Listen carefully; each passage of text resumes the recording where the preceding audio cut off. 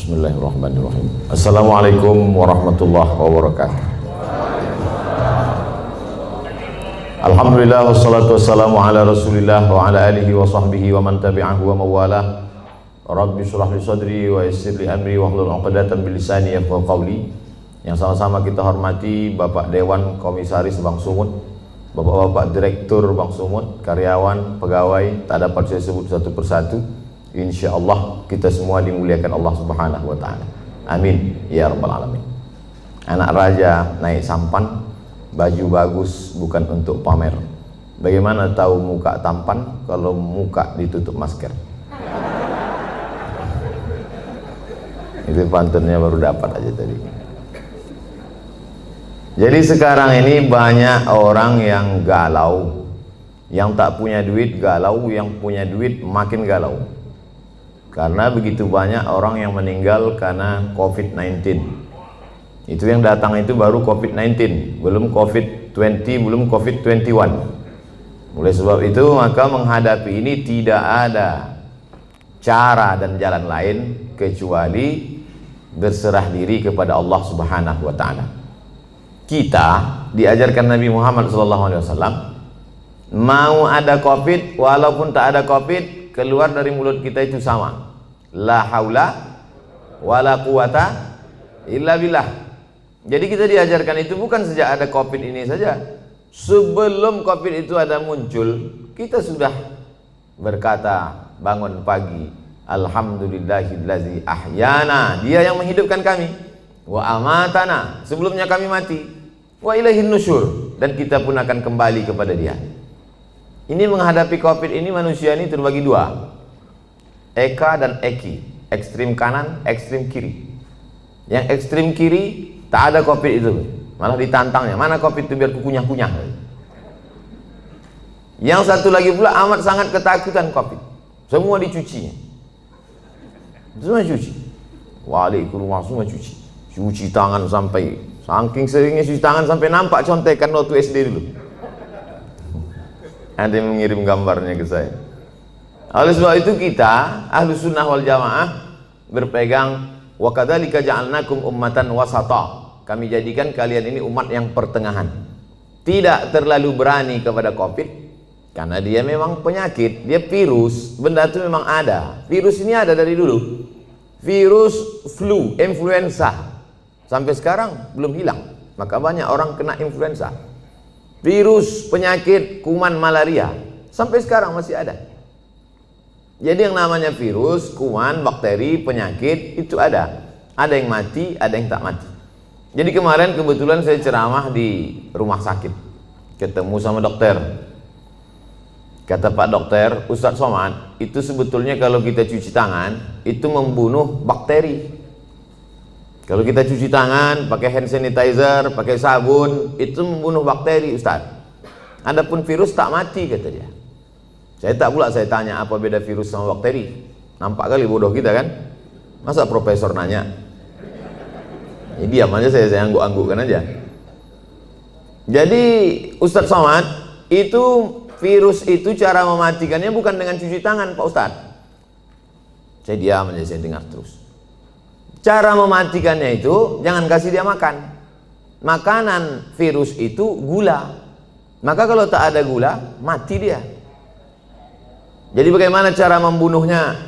Kata dia banyak-banyak puasa sunat. Memanglah itu ajaran Nabi Muhammad SAW. Jadi kalau orang yang faham hikmah di balik ini, maka sesungguhnya dia tahu bahwa Nabi Muhammad SAW itu tidak hanya mengajarkan kita doa, tak hanya mengajarkan baca yasin, tahlilan, takziah. Bukan hanya itu, bahkan sampai ke virus, bakteri, pandemi, wabah abad 21 pun sudah diajarkan Nabi sejak 14 abad yang silam. Apa kata Nabi? Iza sami'tum bihi, kalau kau dengar ada suatu wabah terjadi di suatu negeri, la taqdimu ilaihim, jangan kalian datang ke situ. Kalau ada suatu wabah terjadi, sudah ditetapkan bahwa negeri itu zona merah, zona hitam, jangan kau datang ke sana. Wa idza waqa'tum bihi, kalau di kampung halamanmu terjadi suatu wabah pandemi, la takhruju firaram minhu. Kalau kau dengar ada suatu wabah terjadi di suatu negeri, jangan kau datang ke sana.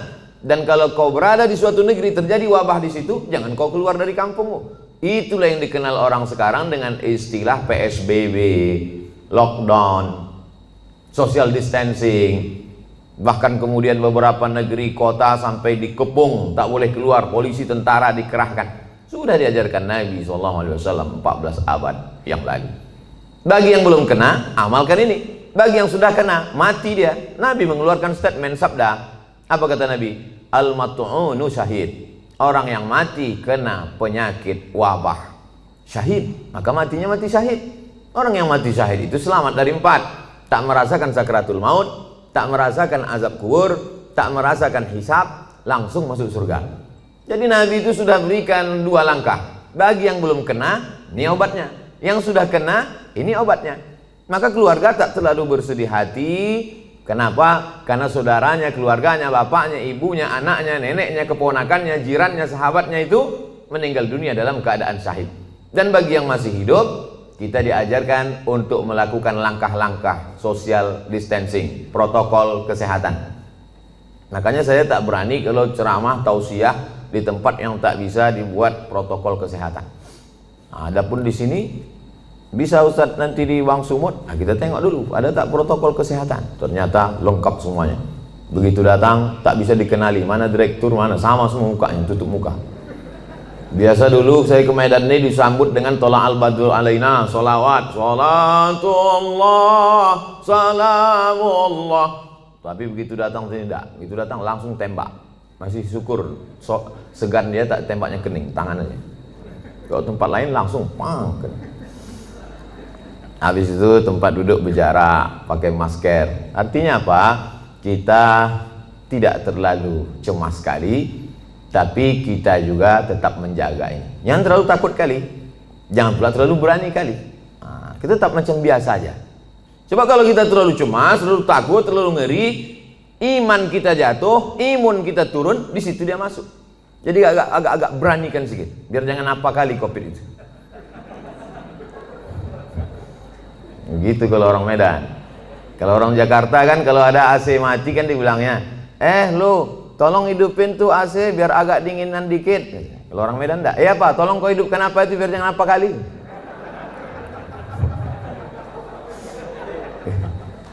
Bapak Ibu yang dimuliakan Allah Subhanahu wa taala.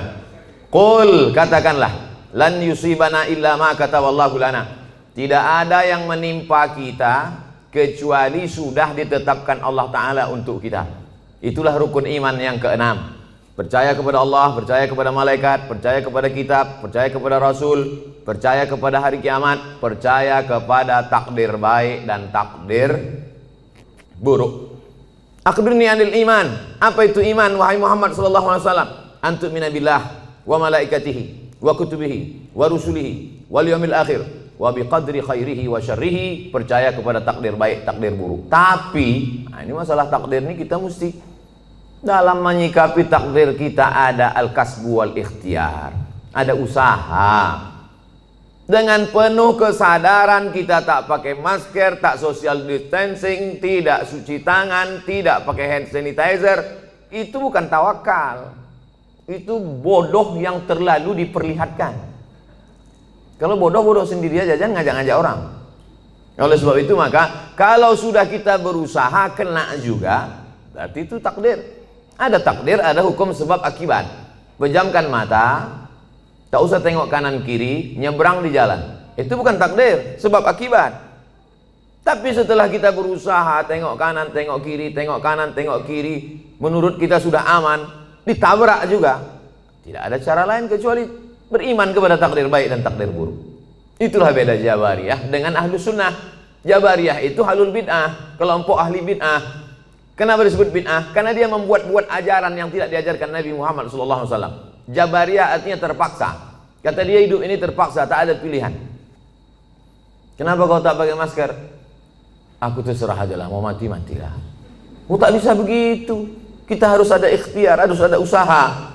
Begitu juga dalam masalah mengambil rezeki, begitu juga dalam masalah menolak bala. Itu semua air minum yang di depan meja itu, di depan kami, di depan saya tadi, itu memang sudah diperuntukkan untuk saya.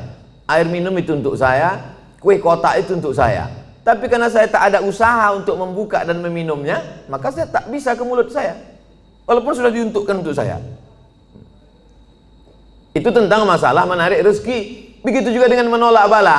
Kalau tidak ada usaha ikhtiar dari kita, bawa sepeda motor kerja, dikunci stangnya, habis itu beli pula gembok, kunci ban depan, habis itu rantainya digembok pula, kemudian ban belakang itu ikatkan ke pohon pinang. Pas pulang sore, diambil pencuri itu sama pokok-pokok pinangnya sekalian. Maka itu takdir. Itu takdir namanya. Beriman kepada takdir baik, takdir buruk.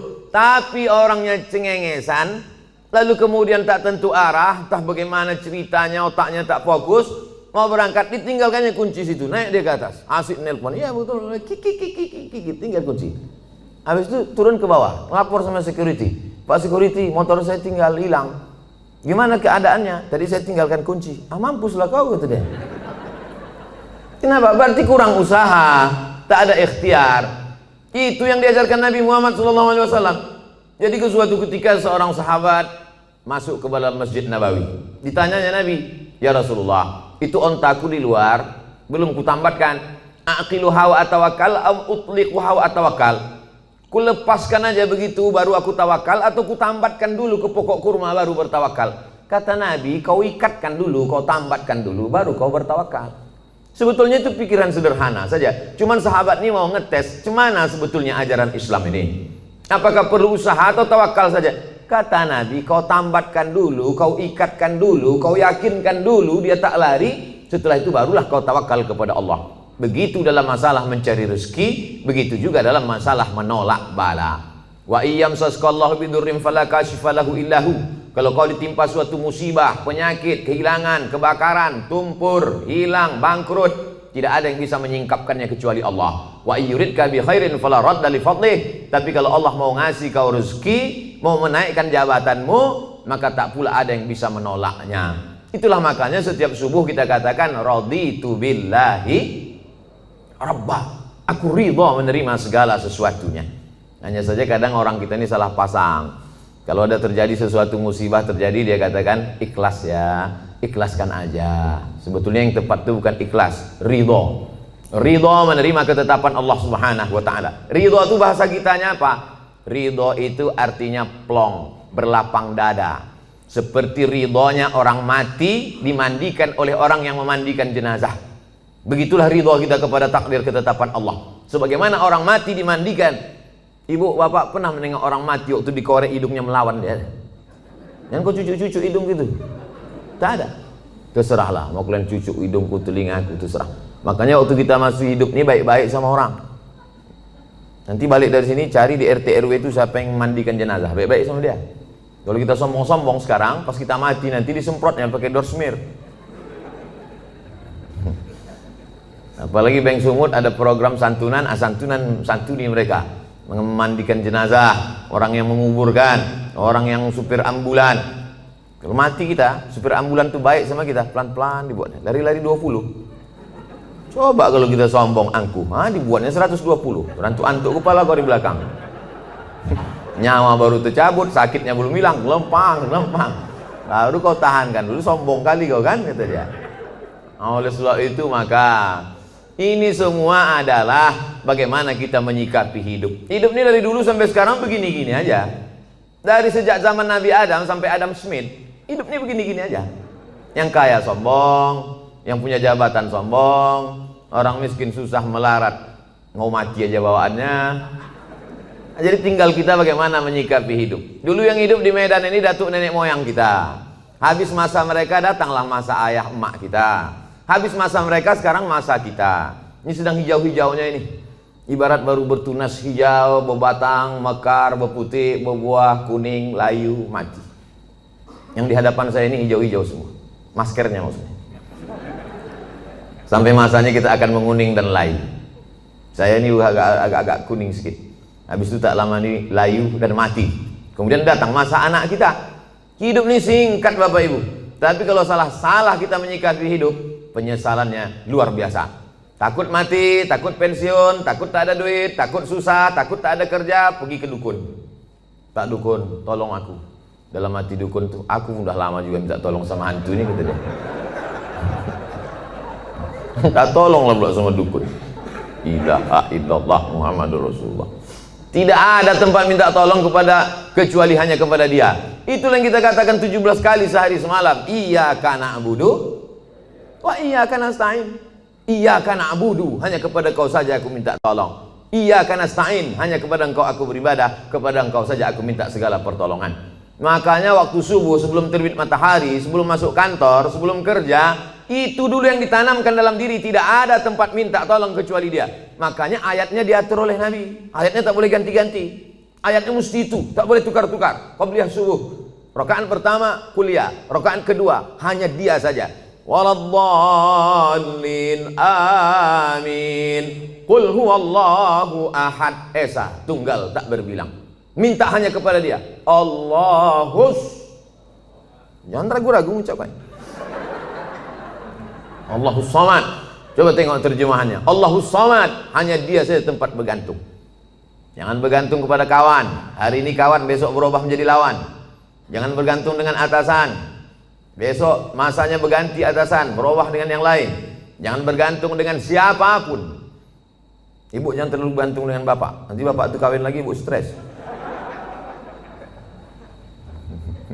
Provokator Ustaz nih. Enggak. Aku cuman, beban ini sama-sama berat. Tapi kalau kita siap dengan tak siap, itu beda. Kita tak siap menerima beban ini, akhirnya kita down, jatuh. Ini ada semen. Kita tanya dulu beratnya berapa? 1 sak. Yakinkan bahwa 1 sak itu 50 kilo. Sehingga ketika dia datang kita siap. Jangan kita tanya sama Ustaz, Ustaz, 1 sak zakat fitrah itu berapa? 3 kilo. Itu 1 sok. Disangka ya 3 kilo, pas ditimpa tumbang, jatuh, mati. Ya kalau mati langsung, kok setengah mati? Stroke 6 bulan? Berkulit-kulit mata, tak mati-mati. Datang Ustaz Somad suruh baca doa, baca Yasin 3 kali. Alhamdulillah Pak Ustaz, udah mati. Oleh sebab itu Bapak Ibu yang dimuliakan Allah, semua kita ini mati. Tak ada yang tak mati. Michael Jackson berapa duitnya mau menyogok Tuhan supaya tak mati? Tak bisa. Dibuatkannya sudah 1 kapsul supaya dia masuk ke dalam, supaya malaikat maut tak masuk ke dalam. Sudah disebutkan Allah dalam Quran, aina ma takunu yudrikumul maut. Dimanapun kau berada, kematian akan datang menjumpai kamu. Bukan kita mencari mati itu. Mati itu datang menjumpai kita. Coba tengok bunyi ayatnya. Yudrikumul maut, mati itu datang menjumpai kamu. Jadi kalau ada orang hari ini petantang-petantang, mana mati itu? Sini, sini. Sabar aja kau. Kalau memang udah datang, nanti tak usah kau panggil, datang juga dia. Yudrikumul mautu, kematian datang menjumpai kamu, walau kuntum fi burujim musyayyadah, walaupun kau berada di tempat peti yang kokoh. Karena dulu orang kafir musyrik jahiliyah itu dipakunya kotak, masuk dia ke dalam. Ditanya sama kawannya, kenapa kau dalam? Mudah-mudahan malaikat maut tak bisa masuk ke sini.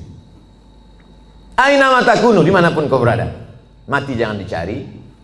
Mati tak perlu kita cari, tapi kita bersiap apa yang akan kita bawa untuk mati menghadap Allah Subhanahu wa taala. Lan tamuta nafsun qabla an tastakmila rizqaha wa ajalaha. Orang tidak akan mati sebelum 2 penuh. Rezekinya penuh, ajalnya penuh. Asal sudah penuh, jalan. Kita ini macam truk. Selama belum penuh, berhenti dia. Asal sudah penuh, jalan. Abdul Somad belum penuh lagi. Bapak-bapak di depan sama ibu ini pun nampaknya belum lagi penuh. Asal sudah penuh. Makanya wafat itu artinya penuh. Wafat artinya penuh. Kemana si Anu? Udah penuh Pak Ustaz, udah jalan duluan. Nanti kalau nampak kawan macam-macam dia, tak sholat dia, tak zikir dia, tak sedekah dia, kasih tahu sama dia. Aku tengok kau udah agak-agak penuh ini. Bapak Ibu yang dimuliakan Allah Subhanahu wa taala. Ustaz takut tak mati itu. Saya tidak takut kali. Cuma agak takut juga sedikit. Semua hidup ini sudah saya rasakan. Disambut oleh orang-orang besar, hebat-hebat, sultan-sultan, raja-raja, udah menteri-menteri, udah disambut pula sampai ke hutan belantara, sampai tak ditegur orang, sudah masuk saya ke dalam hutan-hutan, satu pun tak ada menegur, tak ada yang kenal. Jalan saya cuek aja dia. Bapak, kata saya, kata dia, pernah macam-macam. Ceramah diundang orang pakai mobil mewah, pernah. Ceramah diundang pakai mobil sayur, pernah juga. Kalau pakai mobil mewah itu kita dijemput orang, kok buka kan kacanya, jalan ya. Begitu sebut pakai mobil sayur, baru gini mati mesin.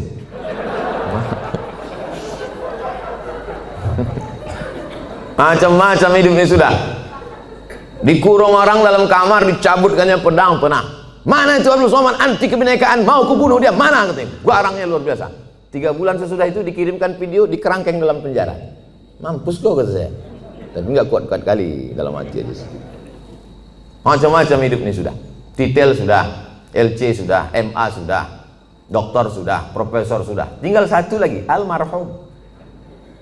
Nah, oleh sebab itu mati ini, dulu saya berpikir bahwa mati itu 63 tahun, mesti macam umur Nabi Muhammad SAW. Ternyata kawan-kawan, saya pejamkan mata, si Anu kawan kuliah saya meninggal, si Anu kawan saya dulu SMA meninggal, si Pulan kawan saya dulu sama-sama SD, sama-sama cabut kami, sama-sama mandi di sungai, meninggal. Jadi kita kalau nengok orang meninggal itu jangan tengok yang tua-tua, itu kekeliruan kita. Nengok orang meninggal yang ubannya banyak, sehingga habis itu kita nengok di kaca, masih 3, masih lama lagi. Malaikat maut menengok orang mati itu, mencabut nyawa itu tidak menengok ubannya. Berapa banyak orang yang beruban tak mati-mati? KPU, kepala penuh uban. Mau nanti waktu sebelum diupload dibuang nih, tersinggung KPU dituntutnya berasa. Saudara yang dimuliakan Allah Subhanahu wa taala, oleh sebab itu maka bagaimana kita menjalani hidup ini, yang masa lalu sudah lewat, yang masa akan datang kita tak tahu, maka kita jalani yang masa sekarang, bagaimana kita melangkah ke depan. Maka bangun pagi, bangkitkan semangat. Aku hari ini masih diberi Allah kehidupan, langkahkan kaki, berangkat ke tempat kerja. Bismillahirrahmanirrahim, la haula wala quwata illa billah. Tetap bawa STNK BPKB. Pula macam la haula wala quwata, langsung lampu merah tak pandang lagi. Tangkap semua polisi. Kenapa kau tak ikut patroli lalu lintas? La haula wala quwata illa billah.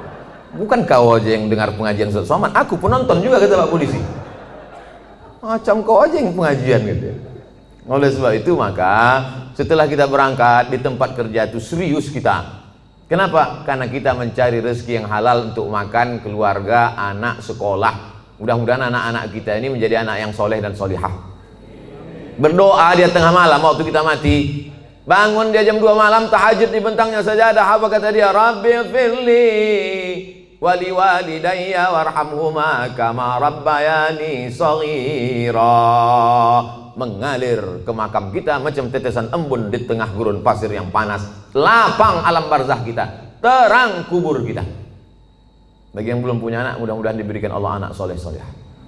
Ustaz Somad doakan saya punya anak Pak Ustaz. Insya Allah. Berapa umur kau sudah? 40. Kenapa kau belum punya anak? Belum nikah Pak Ustaz. Ilaha illallah. Oleh sebab itu ada usaha dan ikhtiar. Anak-anak itu masukkan dia ke TK Quran, SD Quran, TK Quran, insya Allah. Masukkan dia ke TK Quran. Anak saya masuk TK Quran, tamat TK Quran, hafal juz 30. Coba baca, udah sampai mana tadi yang di sekolah tadi diajarkan ibu guru? Dibacanya lah. Amma yatasaalun anin naba'il azim alladzi hum fihi mukhtalifun. Kalla saya'lamun, summa kalla saya'lamun. Menetes air mata kita, karena di mata kita anak itu tak pernah besar.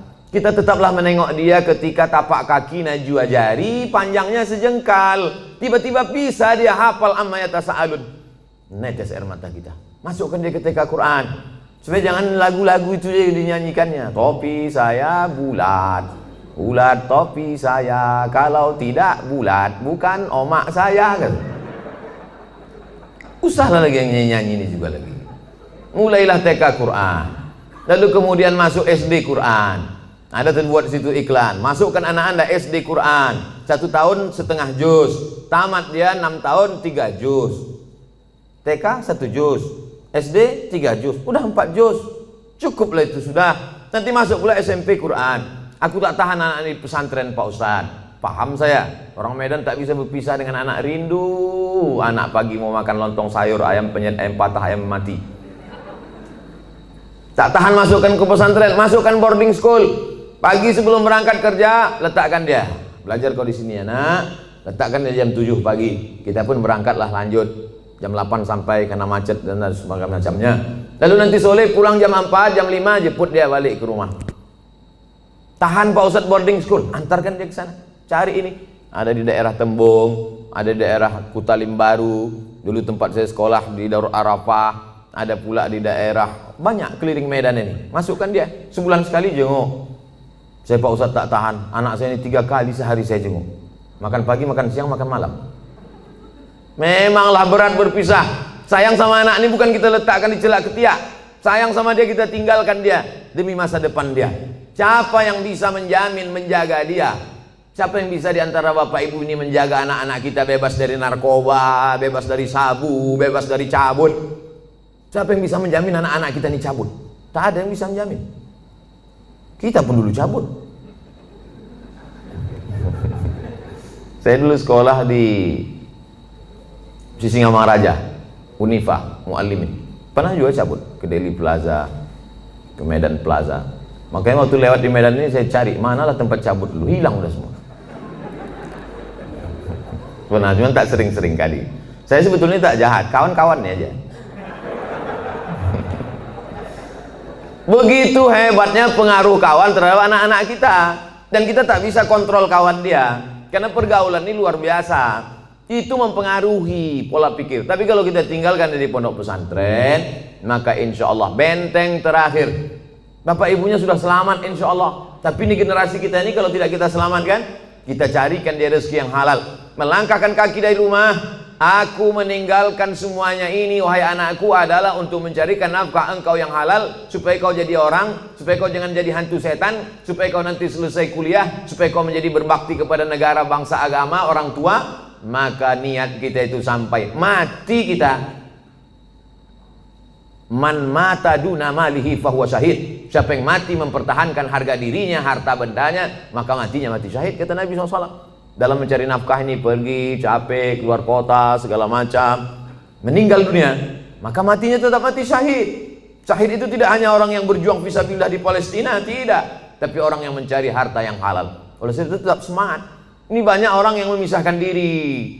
Kalau di masjid semangat, kalau sedang umroh semangat, pas di kantor lesu, letoy, loyo, lunglai, mau mati. Pas ada gajian baru semangat. Apa ini? Hancurlah negara ini kalau semangat kita ini hilang. Ada pula orang memahami agama itu hanya untuk mati saja. Aku sebetulnya malas mendengar pengajian ini. Kenapa? Itulah Ustaz itu sedikit cerita mati aja. Cerita mati aja. Memanglah kita ini mau mati, tapi pengajian itu adalah membuat kita bersemangat apa bekal yang akan kita bawa sebelum kita mati. Makanya yang kaya-kaya, yang hebat-hebat sebelum mati bangun masjid. Apa nama masjidnya? Ya terserah. Macam-macam nama masjid. Ada sebutnya masjid nama dia, ada masjid itu dibuatnya Al-Ikhlas, ada masjid At-Taqwa. Tadi subuh kami pengajian di masjid Jami'atut Taqwa, tinggi hampir 2 meter. Kata panitia pembangunan masjid, ini Pak di bawah ini tanah. Enggak, dicor semuanya. Entah berapa molen kata dia. Hebat betul. Tak ada lagi tanah di Medan. Banyak betul duit orang Medan. Di mana-mana masjid pakai timbun tanah liat, tanah merah. Dia enggak, pakai cor. Artinya apa? Luar biasa kemampuan orang. Harus ada tekad dalam hati yang punya duit. Sebelum aku mati, aku bangun masjid. Tapi tak perlu pula kita buat di update status sebelum mati bangun masjid, like and share. Paling tidak kita dalam hati kita, tekad kita. Tak sanggup saya bangun masjid Pak Ustaz. Saya ini tak bisa bangun masjid Pak Ustaz. Bangun rumah saya aja 3M. Wah, banyak kali duit kau. 3 kali minjam Pak Ustaz. Kalau tak sanggup semua, jangan tinggalkan semua. Datangi ketua pembangunan masjid. Aku tak sanggup Pak kalau untuk bangun masjid, tapi ngasih pintu kosen bisa. Ini ku kasihkan kipas angin. Ini aku kasihkan meja untuk pengajian Ustadz. Ini ku kasihkan kursi khusus. Ini kursi Pak untuk wakaf di masjid ini. Mantap kali kursinya. Ini kalau pas Ustadz Somad aja datang ke Medan. Ustadz lain jangan. Jangan begitu. Semua dipakaikan. Itulah yang akan kekal abadi. Ini kadang banyak orang ini mau numpuk. Mobil, motor, rumah segala macam. Pas mati habis, tinggal semuanya. Hidup kita ini macam mimpi Bapak Ibu. Kata Sayyidina Ali, an-nasu niyam. Manusia ini tidur semuanya. Bapak ini sedang tidur, ibu sedang tidur, semua kita ini sedang tidur. Kita baru terbangun itu ketika kita mati, barulah kita tersadar rupanya kita ini sedang dalam tidur panjang dan sedang mimpi lelap-lelapnya. Ada yang sedang mimpi jadi ustadz terkenal, ada yang sedang mimpi jadi pengacara, ada yang sedang mimpi jadi bankir, ada yang sedang mimpi macam-macam mimpinya, ada yang sedang mimpi selingkuh. Setelah mati barulah kita tahu kenyataan. Oh, ternyata ini hidup hanya mimpi saja. Siapa yang paling mulia di antara kita nih kalau mati nanti menghadap Allah? Tak ada jaminan Ustaz Abdul Somad lebih mulia, tidak. Apakah Bapak Dewan Komisaris, Bapak Direktur lebih mulia? Belum tentu, belum jaminan.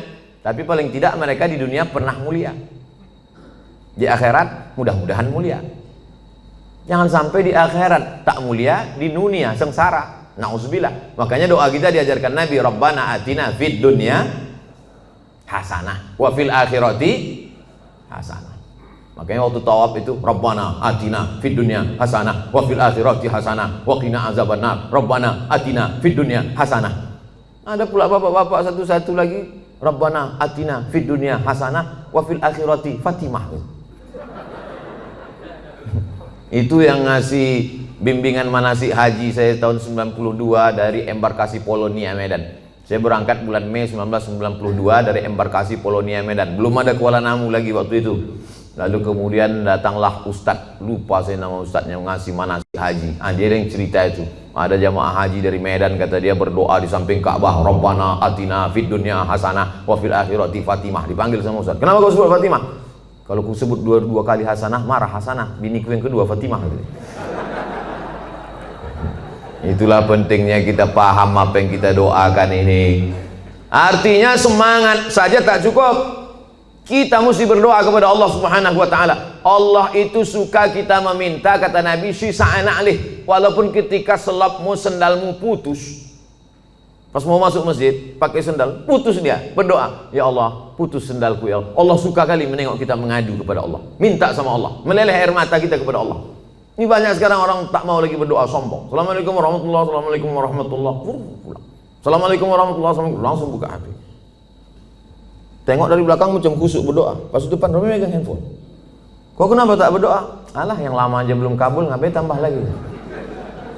Ini orang, astagfirullahaladzim.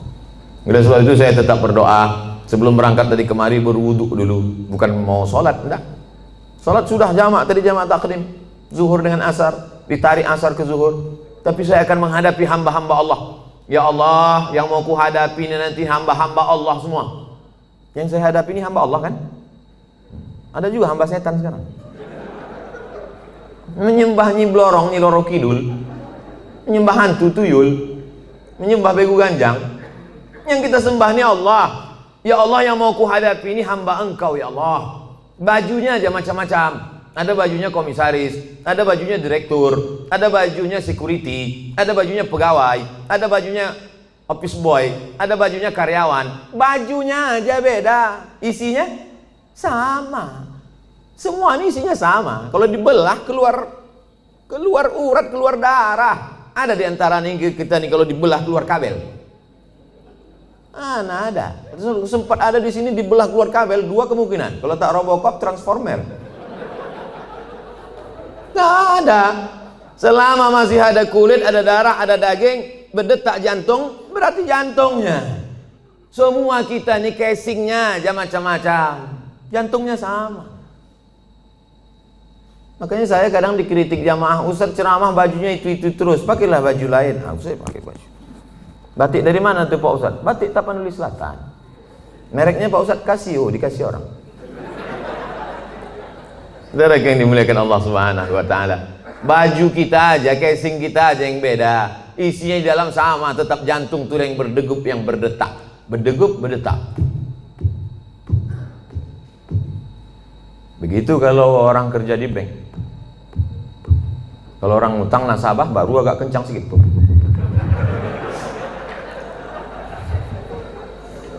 Ini kan yang di depan saya ini banyak-banyak semua duitnya. Tadi pagi, tadi malam kami makan sama Ustaz Somad, orang yang paling banyak duit di Sumatera Utara. Inilah dia.